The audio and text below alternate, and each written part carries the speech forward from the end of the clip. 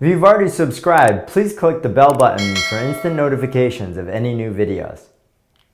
Hey, Jarrett Lau here with Green Ocean Property Management. A really common question that we get from our landlords is, can we build into our attic? Many of these multifamily houses have these large attics with really high ceilings. And they say, well, if I can turn that into additional living space, I can rent it for more money and get higher returns. You have to be really careful about that. At Green Ocean Property Management, we have general contractors on staff, including myself, that have gone through the process of legally turning an attic into living space. Now, when I say living space, sometimes they're not bedrooms, but rather dens, or bathrooms and things of that nature. So let's go through that process together. You have to look and see and make sure that the FAR, now what does FAR stand for? Floor Area Ratio.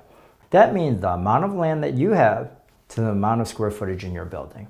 Let's use basic numbers. You might have a 10,000 square foot lot. The FAR allowed by the city might be 50%. 50% means that you're allowed to have 5,000 square feet. Now, if you already have 2 units that are 2,500 square feet, you're not allowed to build anymore because that equals your 5,000. But let's pretend for a moment that you only have 2 units that are 1,500 square feet. That equals out to 3,000, right? That means you have 2,000 square foot left before having to get a zoning variance, and we'll talk about that in a moment. What that allows us to be able to do is that if you know your attic is, again, probably only another 1,500 because each floor is about the same, you're gonna have a total of only 4,500 staying underneath that FAR of 50%, under 5,000. So you can legally, by right, build that 1,500. Now, that still means that you have to request this. Anytime that you're building and getting additional square footage, you're gonna have to pull, with the city of Boston at least, something called a long permit. And that long permit will require you to have things like architect and maybe engineer plans and to be able to submit it into the city for review. That is a different process than a short permit where you only have to request it. Usually you can get that permit on the same day. This process can take 30 to 60 days. And again, that's without requesting any type of variance. After you've gone through that process of being able to figure out if you have the FAR, and by right, you then have to figure out what else is needed.